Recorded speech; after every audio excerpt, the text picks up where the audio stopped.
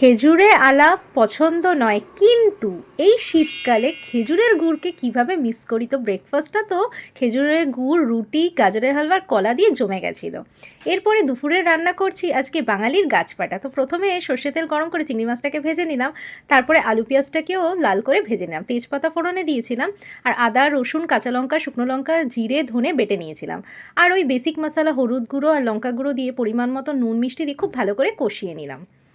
আর তারপরে ভাপিয়ে রেখেছিলাম ইঁচড়টাকে, সেটা দিয়ে দিলাম। জানোই যে আমার কিন্তু একটু রান্নাঘরে মানে ঝটপট রান্না করতে ভালো লাগে, বাট খেতে কিন্তু অসাধারণ হয়েছিল। আর মটরশুঁটি আর ভেজে রাখা চিংড়ি মাছটা অ্যাড করে দিয়েছিলাম, আর তারপরে গরম জল অ্যাড করে দিয়েছিলাম, একটু মাখো মাখো করেই নামিয়ে নিয়েছিলাম।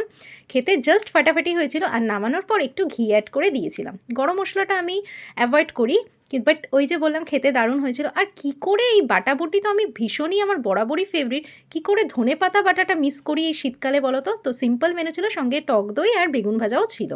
তো দুপুরের মেনুটা তো জমেই গেছিলো। এরপরে এই এত আমি ব্যারাকপুরে গেছি, কিন্তু এইটার কথাই আমি জানতাম না যে এখানে গোল্ডেন চপ বলে কিছু পাওয়া যায়, মানে মাটনের চর্বি দিয়ে, যেটা নাকি এখানে খুব ফেমাস। কোথায় বলো তো এটা, ব্যারাকপুরের কোন জায়গাটায়? আর তোমাদের কেমন এক্সপিরিয়েন্স, তোমরা খেয়ে কেমন তোমাদের লেগেছে?